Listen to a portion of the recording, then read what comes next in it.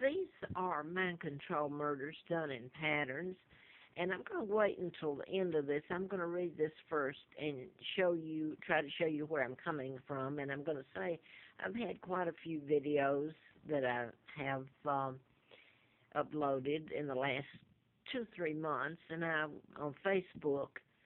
I wrote a book in 77, 78 called MD, A License to Kill, and I was living at Moonraker Apartments in Marietta, Georgia. And a lot of things happened to me. Larry Flint was shot in Gwinnett County, Lawrenceville.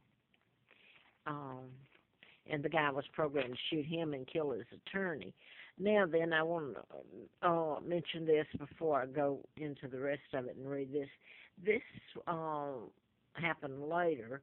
These murders, you wouldn't know. Mind control's invisible, so how would you know if they weren't deliberately done in patterns? And these were. So you assume at some point that it would be told. I don't know, power changes, but anyway, biochip twins, Timothy McVeigh told everybody that a chip was put up in his buttocks by the U.S. Army, an implant, implantable biochips. And the name of this book, I think it was published in, I've forgotten when, early 90s, Project Lucid. It's about the New World Order and the Illuminati, the Freemasons. And by the way, let me go ahead and say this. Elizabeth and Charles are members of the New World Order. And they're the ones that helped kidnap me and Rothschilds, Rockefellers,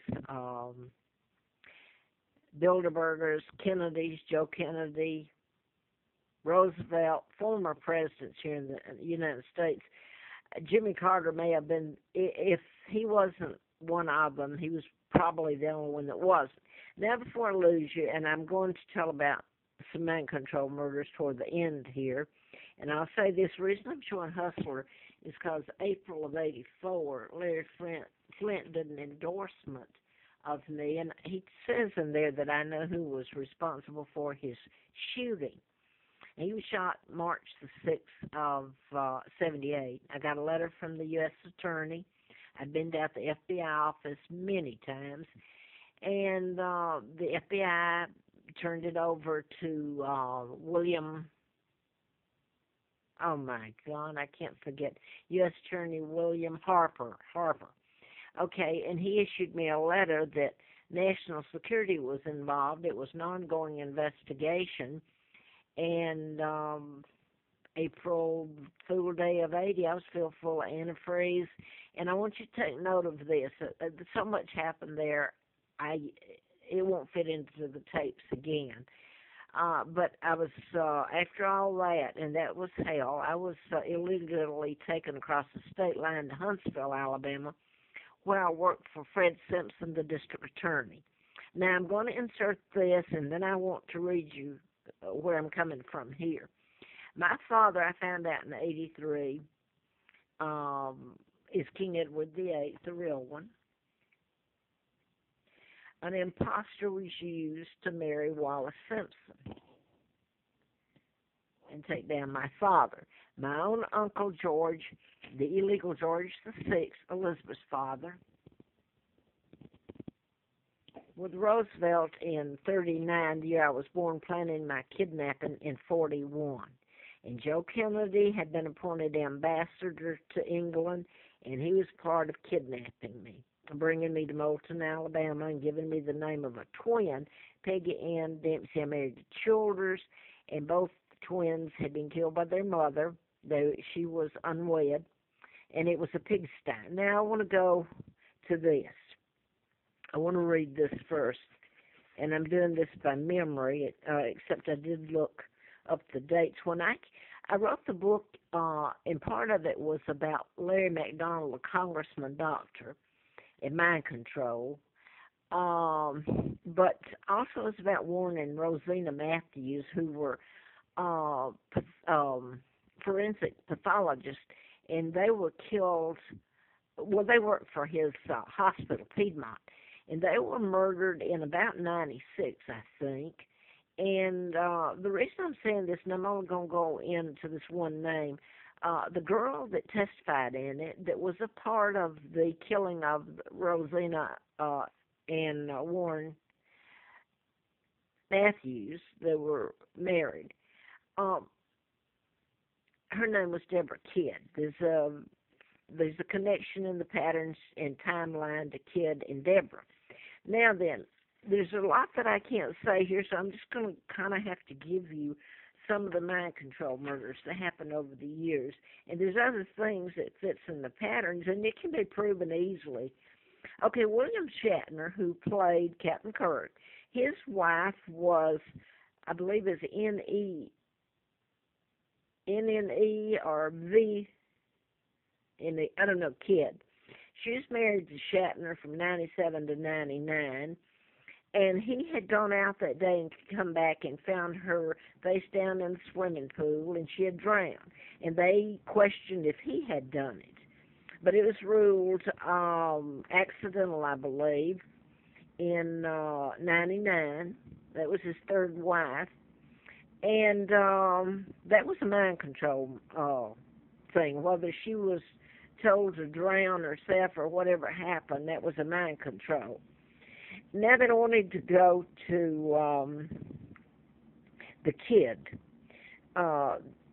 Kid was a kid that I worked for, Companion Aid. I used to work for doctors. My jobs were shut down. But in 1286, when I came here, I managed to get a job for Etha Kid out here at Grandview Village, not far from where I am now. It was a Companion Aid, and that was one of the kids, and it goes back to Warren and Rosina Matthews, the kid that was hypnotized, that was in the shooting of Warren and Rosina Matthews. Now then, so the kid was using where I'm at now, whether it's the end or I just die or they finally kill me off. The woman's name is Deborah, so there's background to all these, okay, that makes them fit in the pattern too. But and there's a lot about Shatner and Captain Kirk and all this. Now I want to go on down to Ennis Cosby. He's the son of Bill Cosby.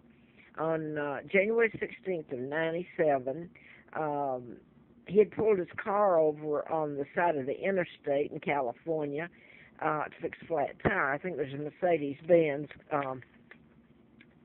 convertible. And it's 405 near Los Angeles. Now then, there were the Ukrainian young man that was convicted for the murder of Ennis Cosby. That's Bill Cosby's son. His name was Markhassew, M-A-R-K-H-A-S-E-W. I didn't write it down very good. And he had two friends with him, but he was convicted of the shooting death of Ennis Cosby. Now then, the thing there with when he's in prison, he was 19 years old, young man, Ukrainian young man that shot him. He was under mind control. He was sentenced to prison with no chance of parole. Now then, along that same highway was another one of them that I've told over and over was mind control. And that was on the same highway where Ennis Cosby was killed.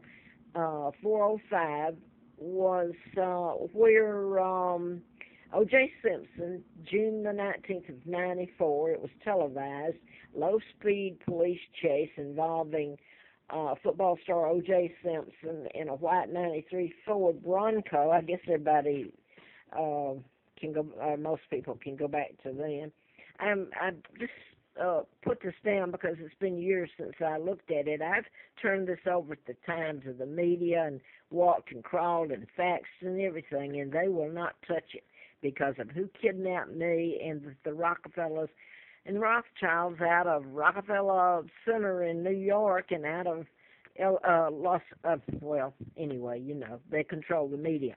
So it was driven, the Bronco was driven by O.J.'s friend, Cowling